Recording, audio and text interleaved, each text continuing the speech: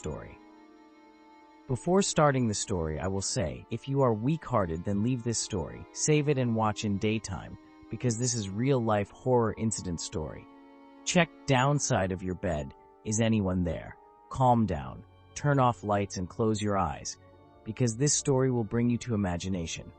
So without wasting time, let's jump to our story. This story starts from The Whisper in the Woods, Tennessee, 1817. The Bell family had just moved into a small, remote farmhouse nestled deep in the dense woods. The land was quiet, far from the bustling towns, surrounded by nature's heavy embrace. Little did they know, they had settled on a piece of land cursed by the past. John Bell, the father, was a respected farmer.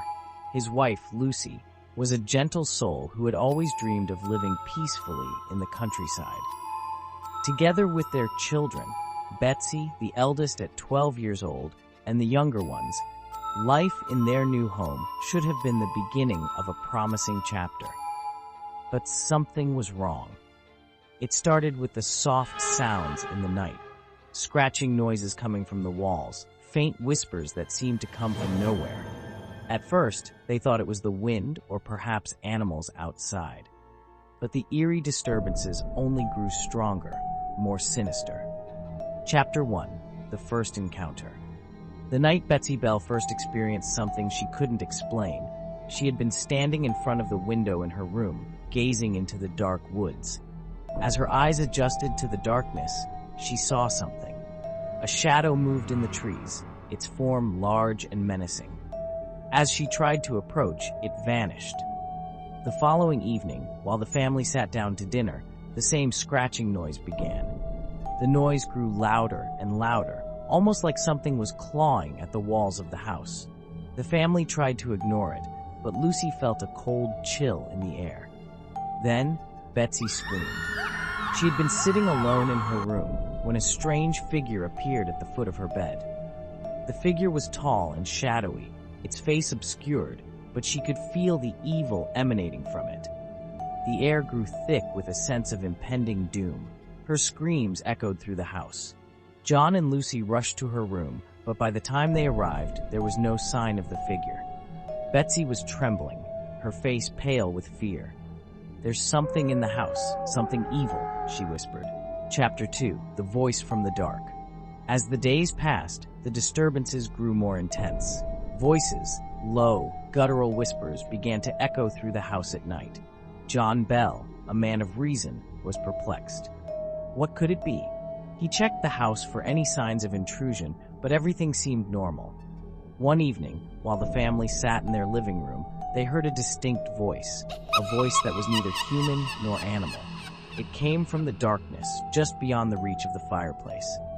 "Leave this place," the voice hissed. "You are not welcome here." John Bell's heart pounded.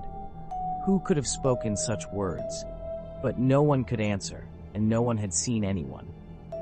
At night, strange sounds echoed throughout the house, chains dragging across the floor, doors slamming shut, and the whispers that grew louder, as though something was circling them. Chapter 3. The Witch's Identity. The family's terror soon turned to confusion, as more neighbors began reporting strange occurrences as well. It wasn't long before rumors spread about an old woman named Kate Batts, who had once lived near the Bell farm. She was known to be strange and had a reputation for being a witch. People in the village spoke of how she had cursed the land after a dispute over a piece of property. Could it be true? Was this the Bell witch they had heard of?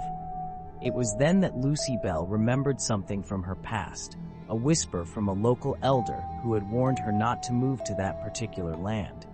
She remembered a story about a witch's curse placed upon the Bell family, but she had never believed in such things. Chapter 4. The Unseen Terror. The Bell family was no longer safe. The hauntings began to take physical form. At night, the family would hear footsteps, dragging sounds, and knocking from unseen hands. But worse of all was the physical torment. Betsy Bell's body became covered in bruises and scratches, appearing mysteriously on her arms and face. Sometimes she would wake up with strange marks on her skin, as if something or someone had attacked her. John Bell's health began to deteriorate as well. He suffered from frequent dizziness and unexplainable illnesses. His once strong frame became frail and sickly, and his mind began to crack under the pressure of the constant haunting. He grew paranoid and anxious, afraid that the Bell Witch would eventually claim his life. One night, John Bell collapsed, his body convulsing violently. When his family reached him, they found him gasping for air, his face contorted in pain. The Bell Witch had struck again. Chapter 5. The Death of John Bell. John Bell died on December 20th, 1820, under mysterious and unnatural circumstances. His death was unlike any other. His body was strangely disfigured, as though it had been poisoned or attacked by something dark and otherworldly. The family was devastated, and rumors of the Bell Witch's power spread like wildfire. After John's death, the hauntings didn't cease. Betsy, now the only surviving daughter, was still tormented by the witch. One night, while walking through the woods near their house, she encountered the shadowy figure again. This time, it spoke to her, its voice icy and cruel. "You will never be free," it hissed, its breath cold against her skin. Betsy's mental state began to unravel. She spent her days in terror, knowing that no matter where she went, the Bell Witch would follow. Chapter 6. Fleeing the Curse. The Bell family could no longer endure the constant torment. They fled the farmhouse, leaving behind their land, their belongings, and their home. But even in their escape, they could not escape the curse of the Bell Witch. The land was abandoned, but the rumors of the Bell Witch continued. Locals who passed through the area spoke of hearing whispers in the trees, feeling cold drafts where there should have been none, and seeing strange lights flicker in the windows of the old farmhouse. Epilogue: The haunting lives on. Years later, the Bell Witch's legend remained. The Bell family's curse had become a ghost story told by generations. The farmhouse where the Bells once lived was now a ruin, yet it was still the site of strange occurrences. Many who dared to visit the Bell Witch Cave, located near the old Bell property, reported feeling an oppressive presence, as though something was watching them from the shadows.